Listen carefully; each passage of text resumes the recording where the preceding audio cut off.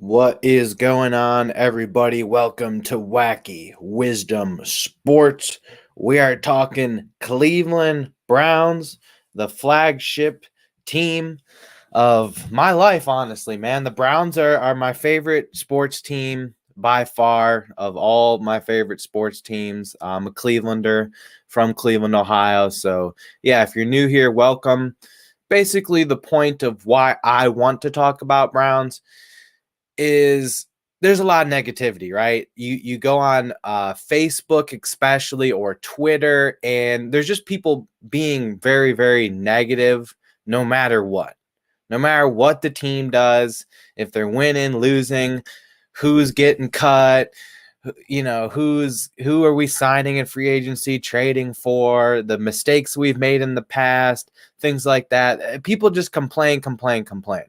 So I try to dig into things, have rational opinions, see things from both sides, but also like this is my team, and a guy like Deshaun Watson, I'm going to stand up for him, man. I'm going to fight for that guy until the bell rings. I did the same thing with Baker Mayfield. I fought for Baker Mayfield until he literally came out and said, I want to be traded. And at that point, it's like, all right, you don't want to be with us. We don't want you. And I just ride for my people. And there's just not a lot of camaraderie and bravery amongst people these days. They just want to fight and argue and say, I told you so. And this was a bad move. And I think Andrew Berry kind of shut the fans up. What's up, Daniel? What's up? And that's another thing. Yes, Derpy. I will not shy away from comedic moments, right? It is kind of funny with the whole Watson situation, what happened and all that, but I'm not gonna shy away from a comedic opportunity to say something funny. Especially because apparently in those court documents there was things about the massage girls and butt stuff or something like that. I don't know, dude. I don't even know if that's true. I don't know what's true. I like to stand up for Deshaun. We've all got some weird things about us that if it became public, we'd all look bad, right? It's anybody, But yeah, I'll fight till the end. If Deshaun Watson doesn't work out in Cleveland, I'm gonna fight till the very end. It was a 4-year contract. We've gone through 2 years. I'm gonna go down in flames. And I mean, Derpy's a Steelers fan, so you know how it goes. Ben Roethlisberger, there was probably a good 5 years of Roethlisberger jokes, and I'm sure y'all Pittsburgh fans stood up for your dude. So it's a similar situation. If I was a Steelers fan, I would have stood up for Roethlisberger and said he probably didn't do anything. These girls are full of shit. But who knows what really happened? But it isn't over yet, and it hasn't been that bad for Deshaun Watson. And right now, the main consensus that I see on the internet, maybe I'm wrong amongst normal people, because the internet is not normal people. A lot of people who are loud on the internet do not resemble what actual people in real life are saying. It's very different. So a lot of people right now are saying, why didn't we keep Flacco? And not just why didn't we keep Flacco as a backup, but he should be the starter above Deshaun Watson. Well, Deshaun Watson hasn't played bad enough to be replaced as the quarterback. In the time that he has played quarterback for the Browns, he hasn't necessarily played bad enough. And we could pull up the stats and just take a quick look. They're not great. I'm not going to sit here and say they were great, but if you look at what was happening on the field, and a slow improvement was definitely happening, like in those last 2 games that he played, he looked good. He played good. So let's see here. In 2023, last year, threw for 7 touchdowns, 4 interceptions. That's not good. That's not bad. He did about the same thing last year. 7 touchdowns, 5 interceptions. Last year, he got off to a really rough start. That first game was horrible in Houston, but he quickly played a little bit better. But you can see the guy getting better. And I know one of these games was the Colts game in which he started and got hurt and left the game, and he technically gets the victory because he started that game. But yeah, to take that one win off, fine. Still 4-1. Yeah, Indians will be starting up. He was 4-1. At the end of the day, the guy won football games. The year before that, he was 3-3. He might have not been the reason we were winning, only throwing for 183 yards per game, 185 last year. But his record in Cleveland has not been bad. And he hasn't been a guy who really has hurt our football team, and it hasn't just looked awful. Like we just made a terrible, terrible mistake. So with that said, though, obviously this needs to get better. We want to see him probably throwing for at least 230 yards per game. And we want to see maybe like for every 7 touchdowns he's throwing, maybe 3 interceptions, 2 interceptions, maybe just cut that back a little bit. Honestly, I'm not the biggest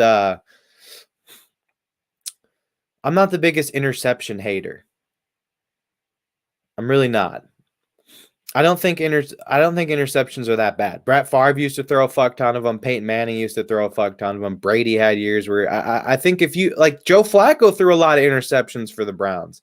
That's what these people aren't talking about. Joe Flacco, they try to say, well, Deshaun 7 touchdowns, 4 interceptions. They try to say that ratio is bad, but then protect Flacco. It's like, I get that Flacco won games for us. I get that it was fun. But I don't know if you want him as your quarterback. Flacco is the emergency quarterback. You do want Deshaun Watson. You do want the potential of having a season like this. 70% completion percentage, 4,800 yards, 33 touchdowns, 7 interceptions. Yards per attempt, 8.9. That would have put him at that's top of the league right there.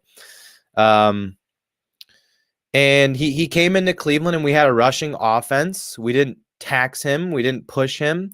We ran the football with him as our quarterback so far, and it kind of worked out. We kind of did win games with him. And, I mean, there was a couple of games last year with this, or not last year, but 2022, with this 3-3 record. We could have, if something would have went right that wasn't even his fault, that could have easily been like 5-1. We could have made the damn playoffs, but that's neither here nor there. Hindsight's 2020. I'll be covering the Cavs today. I believe the Cleveland Cavaliers play at 5. Now, I know Deshaun's record was bad in that season, and I guess a lot of his stats were put up in garbage time, but fine. Go the 2 years before. 10-5, 11-5. I mean, the guy's 36-29 in his career, despite having a year that he went 4-12. I mean, it's not bad. It's good. And Andrew Berry kind of framed it right. He said, in the NFL, if you want to win a Super Bowl, you either have the best player, i.e. Patrick Mahomes, or you take a risk that might cost you your job. If you want to go for the big one, you gotta take a risk or get lucky and end up with Patrick Mahomes or Tom Brady. Like you can kind of see how it goes. Now, of course, there's teams that are just well built, but I mean, take a look at a team like the Rams who won the Super Bowl. The Rams traded they traded a bunch of draft picks. They took risks. They mortgaged their future to win now, and it won them a Super Bowl. And that's a similar thing that Andrew Berry has done here in Cleveland. I don't know how he convinces some of these other GMs to get these wide receivers. Amari Cooper for a 5th rounder, Jerry Jeudy for a 5th rounder, and then they bring those guys in and they both get extended as soon as the trade happens. It's genius. I don't know how he does it. He's got to be tickling somebody's fancy. But we'll see. I could be wrong about Deshaun Watson, but I'm going to fight for the guy. I'm going to stick up for the guy. And I'm tired of hearing these whiny fans complain like it's all over, because it's not over. And unfortunately, these athletes, they're young men, and young men these days go on social media.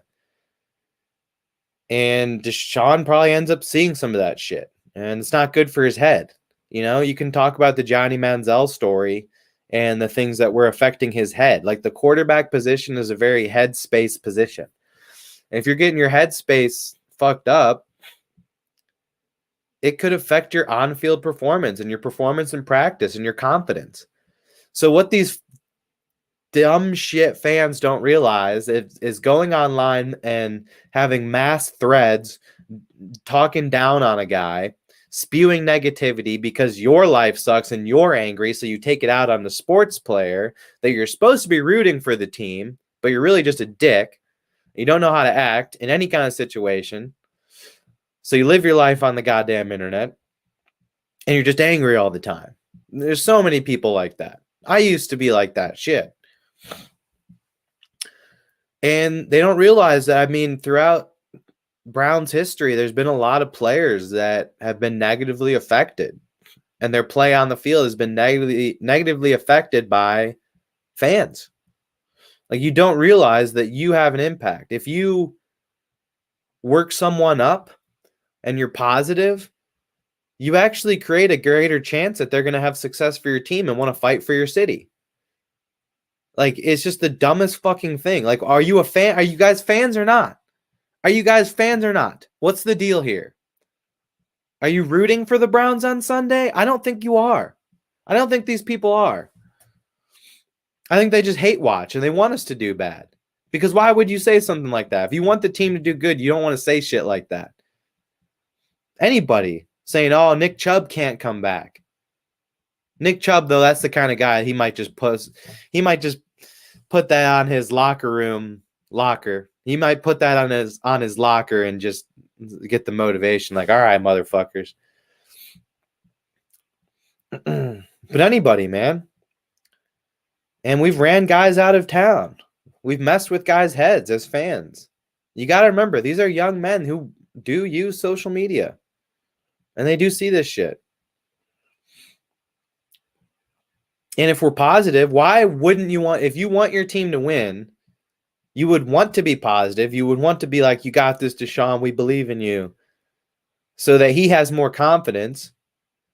And that gives you could literally be a part of the solution, not the problem. But again, these people in their lives, they're typically problems for other people. They're idiots anyways. They're not really doing anything productive for anybody. They're not supporting anybody. Just shits. And it's a lot of old men, too. A lot of old men. The thing with the old men on Facebook is they're just mad at anything, no matter what it is. Like, someone can hand them $1 million and they'll be like, oh, $1 million in Biden's economy won't get you anywhere. Which, fair point. I don't think Joe Biden has managed the economy great. I don't know if any president has. I don't trust any of them bastards. But at the same time, it's like, you just got $1 million. What's wrong with you? You know what I'm saying? Like, what's wrong with you? But anyways, yeah, Andrew Berry also came out and said if he was talking about the Cleveland sports media, which a lot of times people are sheep and they just recite things that they see in the media. I see that all the time. Someone says something that's just blatantly not true, and it's just like, oh, you heard that in the media. Like people saying this whole, we hired, what's his face? Vrabel. We hired Mike Vrabel so that he can replace Kevin Stefanski. You said that no one thought that. You didn't think that. You think that because the media made some headline and then you thought it. These people do not have original thought. They're just regurgitating what it's like a mom bird feeding a baby bird. Just regurgitating in their mouth, and then that's what they eat. Eating shit. Eating bullshit. So yeah, it just annoys me. The negativity. And even people still being how could you possibly say that? We brought in Mike Vrabel to replace Kevin Stefanski. Now, I get that sometimes in the NFL, surprise things happen. You look at the, what was that guy, Peterson? The coach of the Eagles. They won the Super Bowl. Was it Doug Peterson? They won a Super Bowl, and then like 2 years later, he's out. And now he has a head coaching job. He's coached the Jaguars, and he's done a fantastic job there. But things do happen. To play devil's advocate on myself, I suppose that Vrabel being in the organization, if Kevin Stefanski were to be fired, we would have a guy with head coaching experience in the organization ready to come take his spot. I guess I could see that pathway. But at the same time, Kevin Stefanski has won 2 Coach of the Year awards in 4 years. And again, the guys on this roster seem to like him and like playing for him and have said nothing but good things about him. I don't think they would want him gone. They're obviously willing to fight for him the way that our team plays on the field. He seems like a really smart, level-headed guy. I like the way he conducts himself in interviews. Yeah, that's true. It's always better to have the common sense. But common sense is a dead art. Common sense doesn't exist very much anymore. And that's because of the media. The media doesn't have common sense. People consume media, and it skews their opinions one way or the other. I say some outlandish things from time to time, but I balance it out with very rational things. So, anyways, that's my rant. I just wanted to point out that we should probably have some positivity towards Watson. Again, Andrew Berry literally said it, the media, if I made decisions based on what the media was saying, y'all might be planning another 0-16 parade. Okay, we had a parade when the team went 0-16, which I did not support any of that. I was just like, I was pissed. And there was a lot of close games that year that we could have won.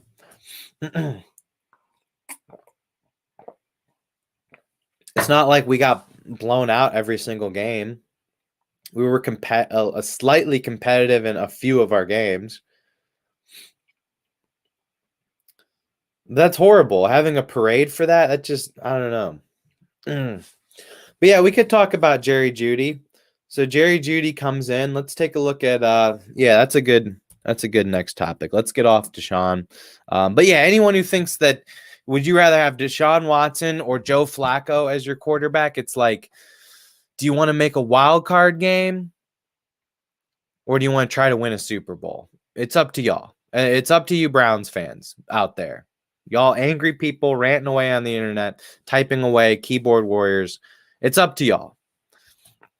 You want to try to win a Super Bowl, it's through Deshaun Watson. This team winning a Super Bowl is Deshaun Watson getting his facilities straight, getting out there and clicking back to at least 80% of what he used to be. If we're getting 80% of what he used to be in Houston, we have a very good chance. We actually have a chance of being a top team. There's some other things that's dependent.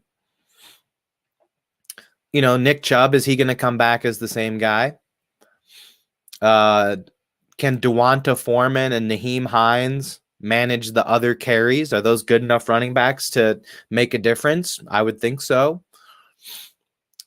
But as long as Nick Chubb is rolling, those guys don't matter. And then, yeah, Jerry Jeudy.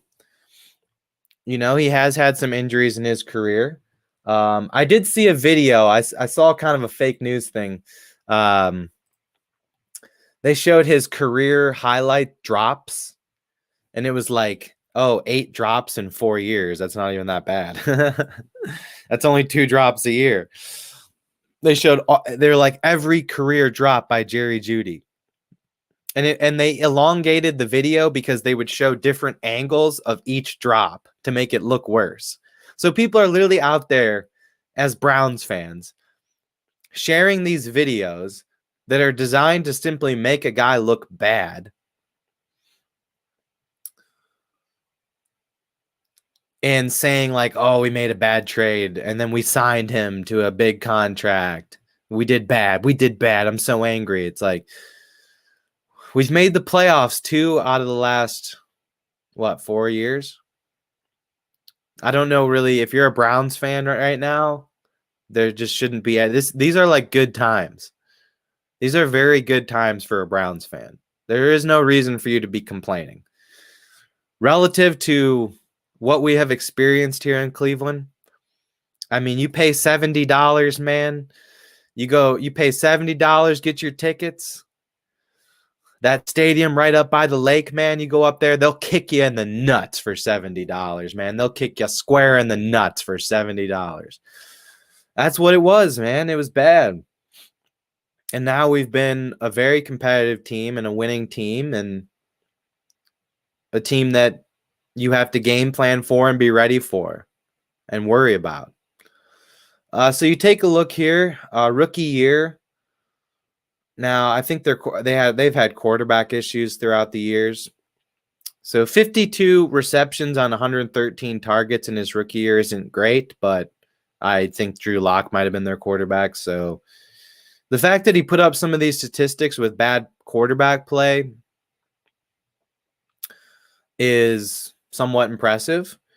It really looks like he had the 1 year he only played 10 games in 2021. 2022, he did play 15 games, but there was 1 game he didn't start. So there was 3 games in which he was kind of banged up. And then last year he was kind of banged up all year. There was 5 games that he didn't start out of the 16 games that he played. He was just banged up. And I think it hurt his stats last year. He only had 2 touchdowns. He's not a big touchdown guy. I don't think that's what the Browns really need, though. They have David Njoku. They have Amari Cooper, who can get into the end zone. But I think Jeudy can get there through big plays. There was 2022 that looked pretty good.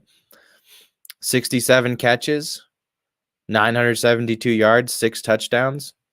So we're not far off from that. This is a guy with first-round talent who, to me, honestly, is probably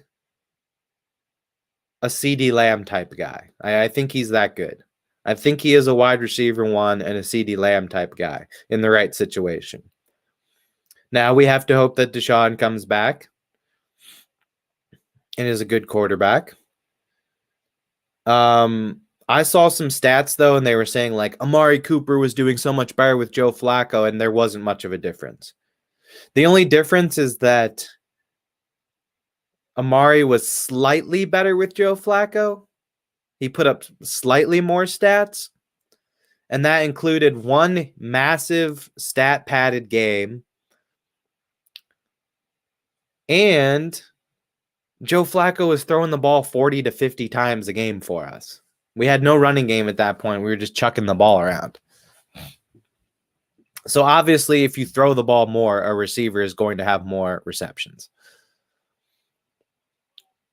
But for what it's worth, last year, for how bad it was for Denver, I know they had a good stretch of football, but for most of the season, it was bad. They parted ways with their quarterback. Obviously, didn't like the way he was playing. Jeudy was out there sharing targets with Courtland Sutton. He caught 54 out of his 87 targets. That is good. That's the best he's done in his whole career. He made the most of his targets last year in Denver. And there was 5 games that he didn't even start. He didn't see the field much because he was banged up. He was just kind of a reserve, sneak him in there for a few plays. 14 yards a catch. I honestly think in the way Denver played last year, putting up 758 yards, sharing targets with Courtland Sutton at the receiver position, I think that's pretty good. I don't think he was bad last year at all. Well, it depends, Derpy. We paid Jerry Jeudy with the money of a guy who might be able to be a wide receiver 1. But there's some concerns. Let's look at the spot track.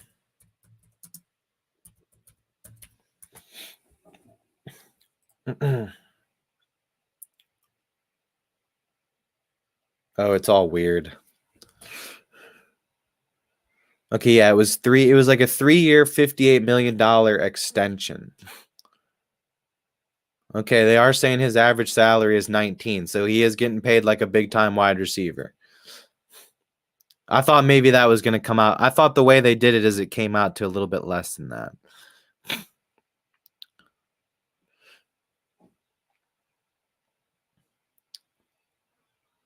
I don't know. They don't have the right.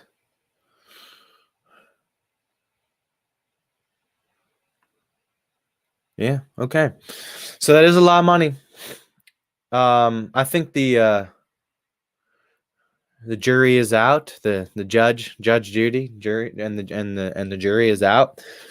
And we'll just have to find out. They did pay him with the expectations that he's going to live up to his potential, though. And there's $41 million guaranteed. I would think it would be a slight overpay based on his statistics in Denver. But I think when you look at the situation in Denver, when you consider that he does fit that exact mold as a CeeDee Lamb type receiver, small, skinny, but fast, and good hands and good routes, that definitely number one receiver upside. I liked it. I wanted him 2 years. I mean, I wanted him 2 years ago. I've wanted this guy for a while in Cleveland. His career, I saw that his career wasn't popping off in Denver, and I felt like he's a guy that could pop off. So I said, hey, go get this guy. I figured it'd be like a third or fourth rounder. We got him for way less. We did have to pay him a lot. But it's not like we had to pay him a lot and give up high draft picks. We gave up like a fifth and a sixth. So it depends. If he ends up playing like a wide receiver one to complement Amari Cooper, who is getting older and may lose a step coming into next season. He has been banged up in his time in Cleveland. He has played through it and played well. But Amari Cooper hasn't been 100% healthy. I mean, the 2022, he was limping some of those games. He was limping down the sideline, scoring touchdowns still. He's a badass dude. If Jeudy doesn't work out, we just spent a lot of money on a guy that kind of screwed us over. But if it does work out, we look like geniuses. If we get, if we kind of get an Amari Cooper type of game breaker out of him too, it's like suddenly you've got a very good offense. You've got Cooper, who's still sticking around as a wide receiver one. You've got Jeudy, who's got that potential. You've got David Njoku, who's excellent in the red zone and excellent at making big plays and has developed as a blocker as well. You do have to have a conversation about Nick Chubb and where that knee is at, but I don't know. I'm not a doctor. I'm not Nick Chubb. I don't know what's going on. Is there any news about it? I think it would all just be talk at this point. I don't think anyone's interviewing Nick Chubb and asking him how the knee's doing. And what would he say anyways? Can we really go off what he says? Is he really just going to let everybody know how his knee is doing? I don't know. You need to get a goddamn X-ray machine or an MRI machine and to figure out, to make a good opinion on Nick Chubb. It's kind of a question mark. I would think no matter what, it's going to heal. Is it going to heal properly? And is he going to be at full strength? That's the question. But I think this guy right here is going to be just okay. Based on his career and what kind of player and what kind of man he is, I think Nick Chubb will be just fine.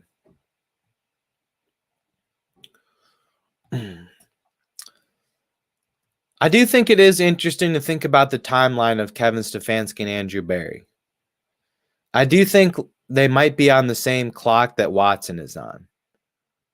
I think that you could see a big change in Cleveland.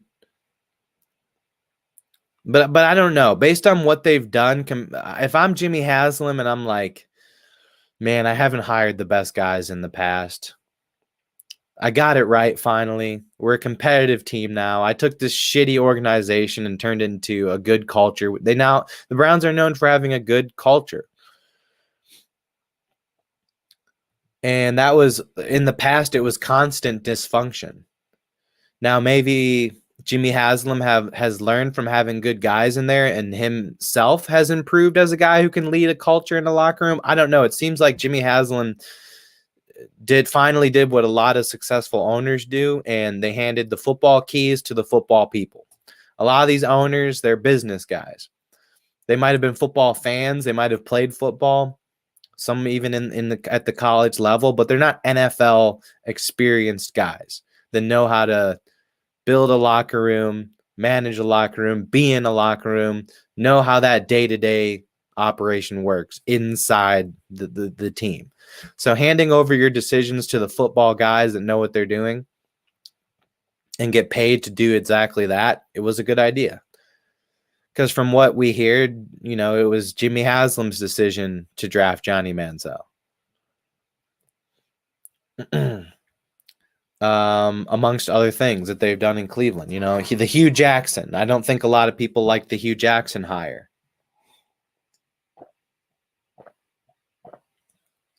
Hugh Jackson was one of those coaches that went 8-8 and still got fired. If you're 8-8 in the NFL, that's not that bad. That's pretty good. It's a hard league.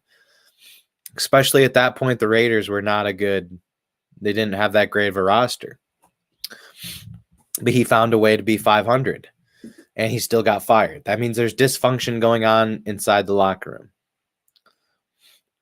And probably not a guy you want to give a second chance because they just don't know how to manage it. And from what we saw, and the way Hugh Jackson has acted since leaving Cleveland and some of the things that he's been vocal on social media about, the things that he said in interviews would show you that, yeah, he's a toxic individual. Maybe not super toxic, but not a guy that can handle this shit. And being the head honcho of a team. Offensive coordinator? Yeah. I think Hugh Jackson would still have a job as an offensive coordinator somewhere had he not destroyed his career in Cleveland. He blacklisted himself. But yeah, when you start looking at the Browns, this isn't a very big offseason for them. They're carrying over a lot of guys. We didn't have a lot of needs. We don't really have very many draft picks. We have a second, a third, a fifth, a sixth, and a seventh or something like that. It's not great.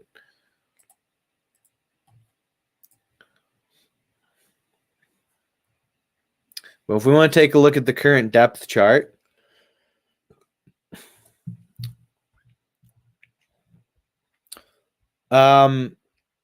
so with Deshaun Watson, they do have some interesting insurance behind him. I know a lot of people wanted to see this second string quarterback being Joe Flacco. I think you're better off having a guy that is closer to Deshaun Watson. And not to be racist, but that guy's probably going to be black. So Jameis Winston, good choice. I liked it. I like the attitude that Jameis Winston brings to you as a second string quarterback. I don't think Joe Flacco brings much value as a second stringer unless he has to come into the game. And then you game plan your offense for him as your quarterback. Winston feels like a guy that can come in and plug in. He's not explosive as Watson, but he can move a little bit. He does have a big arm. And when Winston has played over the last few years, he hasn't been a starter or signed to be a starter or won a starting job in years since the Buccaneers. But he has improved his game as a second string quarterback that can manage your game and not hurt you. He can come in and he will not hurt you. And that was his problem in Tampa Bay. He was a little too erratic with the football. I know a lot of Tampa Bay fans will tell you that a lot of those interceptions were drop passes and not necessarily Jameis's fault. Take that with what you will. But then they also have Tyler Huntley. So Tyler Huntley has been backing up Lamar Jackson for years. Now, Tyler Huntley is a good backup for Lamar Jackson. I don't know how well he's going to would be able to run Watson's offense. But he does have that athleticism. And then same thing with Dorian Thompson-Robinson.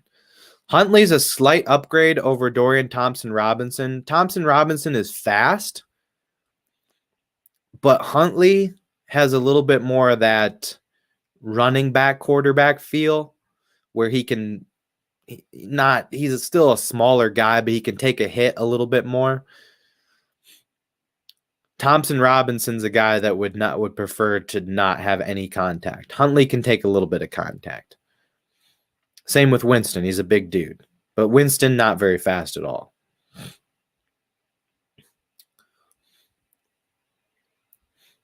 I don't know if Huntley will make the team. I don't know what they'll do with DTR. If they put DTR in the practice squad, he probably will get snatched up by someone. I don't think you're going to hold 4 quarterbacks on game day. Perhaps they play around with the actives and inactives. I don't know. We'll see. But something's got to go here. We can't have all 4 of these quarterbacks. We have to hope that we can keep Dorian Thompson-Robinson on the practice squad. Typically, you only have 2 quarterbacks on game day. I like the idea of having 3, though, because you don't want to be in a situation where you have to run Wildcat. You don't ever want to be in that situation. What do they even do? What are they going to do? Put Njoku or Jeudy or Moore or Cooper at quarterback? I don't want to see that. The Browns actually had to kind of do that, didn't they? Or no, there was a game we had no wide receivers. We literally had we lost all of our wide receivers. It was 2020, the year of the you-know-what. And everybody was in the protocol, the you-know-what protocol. What's up, Luke? What's cracking, dude? Hell yeah, getting the patio ready. It's still cold, but it should be getting warm soon here in Ohio.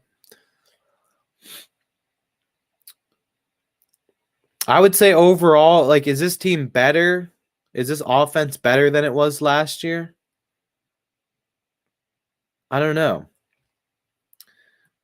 Jack Conklin, 2 years in a row, he's gotten hurt at that tackle position. He hasn't been exceptional anyways as a player. And then DeJuan Jones was a promising rookie out of Ohio State, late round draft pick, but then he tore up his shit and he was out for the year. But guys come back from injuries. Wills has constantly been injured, so the tackles are a little bit sketch. But Posick has shown he's a great center, and Wyatt Teller and Bitonio are 2 of the best guards in the league. So they're going to be able to protect things on the interior, which is important. You do have Nick Chubb, who's a downhill running back. As long as you can create space in the interior, you'll be fine. And then with the tackles, you hope that DeJuan Jones can come back and be an elite right tackle. You hope that Jedrick Willis is at least solid. He has been solid in his career. He was drafted pretty high. Some people would consider him a bust because of how high he was drafted, and he was considered a safer tackle. But at the end of the day, he was not a complete bust. He has started a lot of games for us. But they have a lot of backups too, guys like Michael Dunn, Wepler. Again, you do have Conklin and Jones, depending on what you want to do there. I don't know if Conklin or Jones. I think Jones can play the left tackle if we need him to. We'll see. Hudson, not a great fill-in, but can fill in and play. Forbes, they do have a lot of reserves. And I assume they will draft some kind of lineman. Maybe that will be their second-round pick, bring in a tackle or something. They gave Conklin a big contract, though, a year ago, and I did not like it. I knew he was going to get hurt, and he did. He's probably going to get hurt again if he goes out there this year. So we'll see what happens. Hopefully DeJuan Jones is just ready to go. But yeah, DeJuan Jones may boot one of these guys out of the starting lineup if he's back and healthy. It is going to be a competition.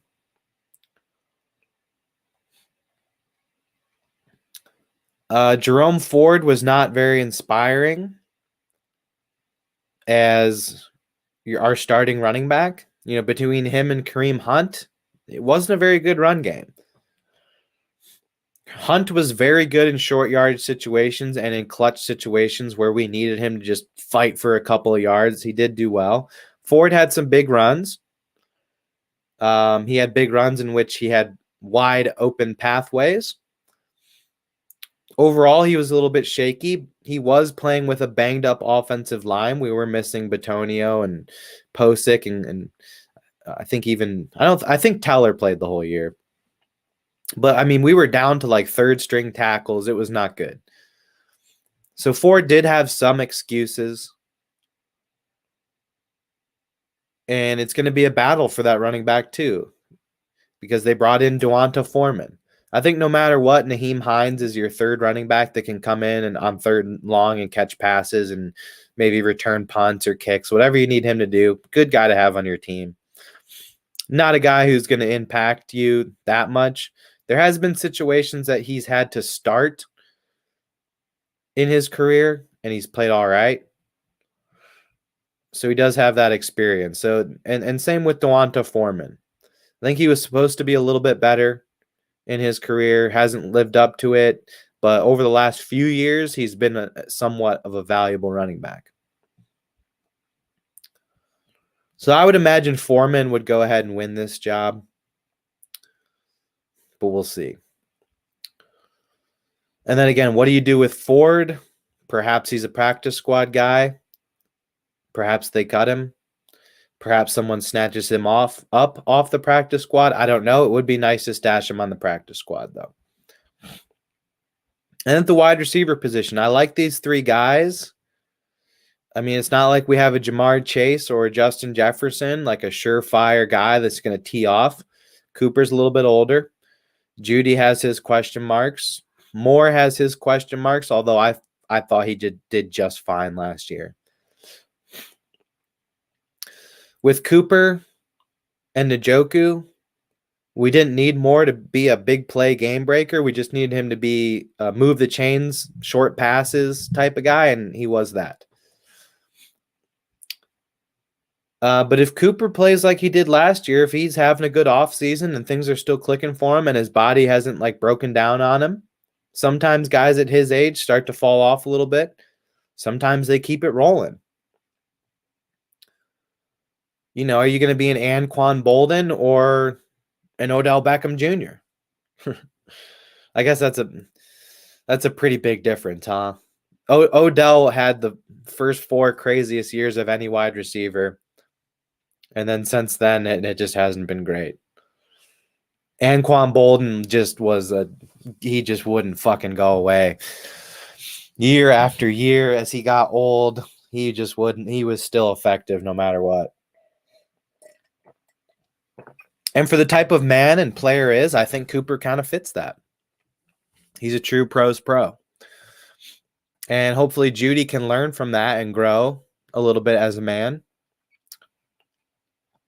But I do like Elijah Moore a lot as your wide receiver 3. I do like that a lot. And then you have your next level guys who might not see the field that much unless there's an injury, which there will be. At some points there will be.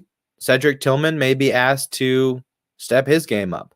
David Bell had a big touchdown last year in which he was wide open and ran to the end zone very easily. I don't think he really did anything special, but he did his job. Seems like a guy that they've kept around because he can go out there and do his job if he is asked to go out there in the football field. He's not a game breaker, probably never going to be one. He was extremely productive in his career at Purdue. He was an absolute game breaker in college, so he could be a guy that's cut. Same with Tillman. Who knows who we draft? Who knows what Woods or Darden or Proche does in training camp that maybe pushes themselves up there? I've always liked Proche. He's a good returner. We had him last year as a returner. He didn't fumble or fuck up at all. Derpy had mentioned Donovan Peoples-Jones. I think there is something of concern with him that we don't know about. because he had a pretty quick descent. Within 4 games, they traded him off to the Lions for nothing. And the year before that, he was impactful. He's been impactful every year of his career. He's made big-time plays in big-time moments. He's big, he's fast, he's strong, can catch the ball. Seems pretty good to me, but again, we're not there at practice every day. And he could have some kind of lingering injury, personal problem, attitude problem, life problem. Who knows? There's something obviously affecting the way he produces on field. If he was worth having on the team, he wouldn't be a free agent, right? Somebody would have went and got him. That's the way I look at it. But they might bring him in again. You never know. Probably not. He probably doesn't like us much after we just sent him away for nothing. He did have one big play, too, last year for the Browns. 1 or 2. And they just kind of let him go. But I thought he was going to be a fantastic wide receiver, too, the way his career was progressing. Kind of a project guy that levels up. Former, I think he was like a number 1 wide receiver in his class. He just went to Michigan, and they didn't have a very good passing offense. So he didn't really get to showcase his talents and slipped to the 6th round. And he was putting up some good numbers despite a limited sample size. So I don't know. But yeah, if Jeudy balls out, if Chubb is back, if Watson continues to progress like he was,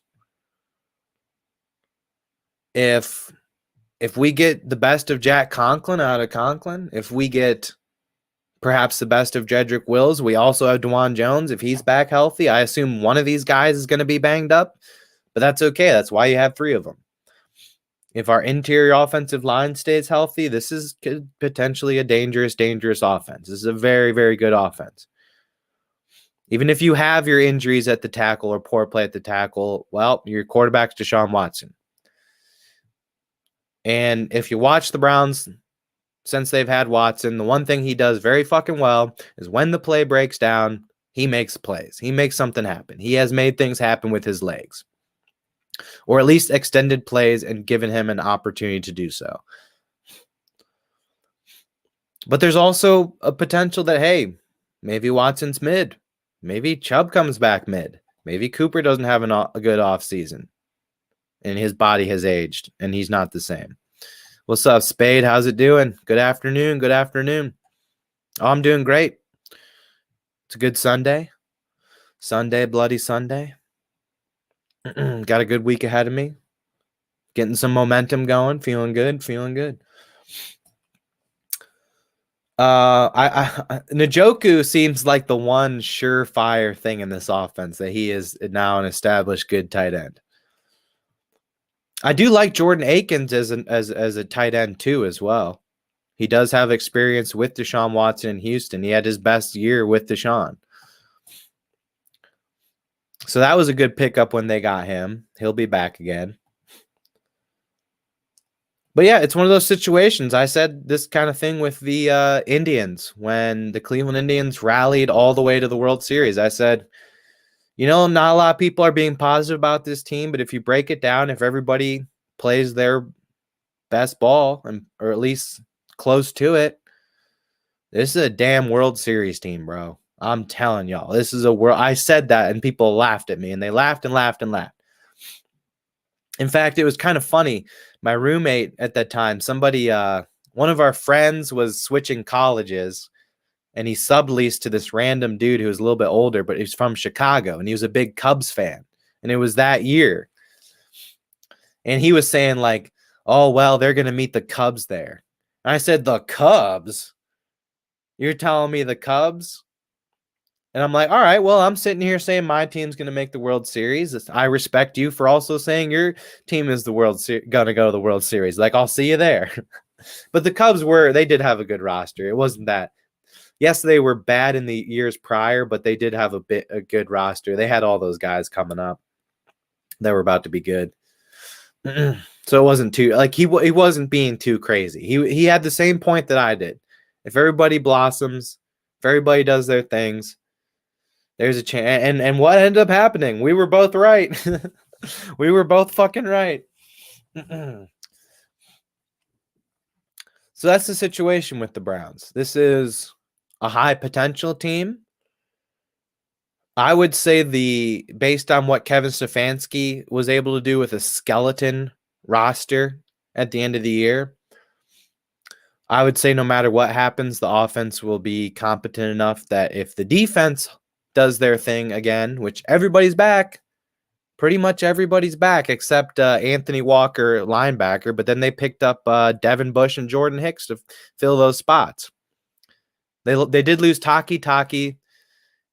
Yes, they did lose 2 starting linebackers, Taki and Anthony Walker. That does kind of hurt. I would rather probably have those guys than Jordan Hicks and Devin Bush, but without having to throw a bunch of money to sway one of those Tampa Bay Buccaneers linebackers or get a big name linebacker or change your system up, I think Hicks and Bush are just fine. Tony Fields has been with the team for years now. He can fill in if needed. And I like this Debate guy. He kind of came out of nowhere in the preseason, made the team, and then made a bunch of big plays in special teams and then filled in linebacker a little bit. So they do have a little bit of depth. And again, this is 2024, right? All that matters is we have Jock. We're not going to have 3 linebackers on the field really that often. What it comes down to is our secondary, and our secondary is pretty fucking baller. Denzel Ward, Greg Newsome, and Martin Emerson. Typically, Martin Emerson, I think Greg Newsome plays the slot okay. And this NFL, the modern NFL is just like modern basketball. Like your shooting guard, small forward, power forward becoming like one position. And at sometimes you have those unicorn type guys, and it goes for receivers, right? If Justin Jefferson or Jamar Chase is on your team, you're not just going to send him out wide every time like you did in the old days with your wide receiver ones. Even back then, they moved guys around. They always move guys around. So it doesn't really matter who plays what, who's in the nickel, who's outside. You have Ward, Newsome, and Martin Emerson. That is an exceptional group of cornerbacks. Martin Emerson was kind of an unknown prospect. We picked him, and I think George Pickens might have been on the board. Or maybe we traded down a little bit, and we could have had Pickens, and then he got picked, and then we picked Emerson. I would like to have George Pickens on this team. We wouldn't have had to worry about picking up Jeudy, and we'd have a guy that even if Cooper's fallen off a little bit, a guy that's ready to be wide receiver 1. Or shit, still get Jeudy and then just have a loaded ass team. I don't know. I like Elijah Moore though. I don't think he's a problem. I think he's I think he's a good wide receiver 3. But yes, our defense was the main point last year. They brought in Juwan Thornhill from the Chiefs. He was a great leader for the team. Both him and Del Pitt were amazing safeties, along with these other guys. You know, they got that dog in them. Our defense, we got that dog in them. Brought back Tomlinson, brought back Harris, brought back Smith. Hey, it's like the wheel, man. You don't need to reinvent the wheel. People were kind of saying, oh, go for Bosa, go for this guy. Let's bring in somebody opposite Myles Garrett. Man, we have one of the best defenses in the league last year by for sure. And then you have Okoronkwo, right? Fine guy to bring in. Alex Wright can do a little bit of stuff. Hurst is all right. They brought him back. It's just I don't think you really need much, but we do have some draft picks, and there's going to be at least one draft pick will contribute. And then they did bring back McLeod and Hickman, I guess, and that's really good because these guys, they did get exposed a little bit in the playoff game. But when they weren't counted on and they just kind of had to fill in quickly or fill in for a game here and there, they were all right. If a team had time to really figure them out and game plan for them like the Texans did, yeah, they could shit on them. because I think we were missing. I forget who exactly we were missing in the playoffs, but I know we were missing one of our safeties. Del Pitt has emerged as a top safety too. So, and then JOK, top linebacker, obviously of Myles Garrett. Myles Garrett is a guy that even if he's on a shitty defense, he's going to make that shitty defense competent just because of how much he's a game breaker. And we're lucky enough to have guys like Tomlinson, Smith, Jock.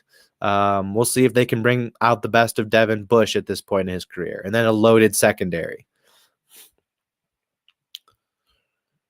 And then, you got Dustin Hopkins, who was probably the best kicker in the league last year. They did sign Cade York back, who was drafted by the Browns in the 4th round. He had a shaky camp and a shaky preseason, and then he knocked a 57-yard kick to beat the Panthers in week 1. And then he kind of shit the bed, and I think by midseason we had a different kicker. So he's just a futures contract. We still got Hopkins. If Hopkins did get hurt last year, he should be fine. I will say this, guys like Dustin Hopkins, got names like that, they will have a big season and then go back to being average. So he might not be able to bail us out the same way he did last year. Or maybe he goes on a 2-year stretch. Punter's pretty good.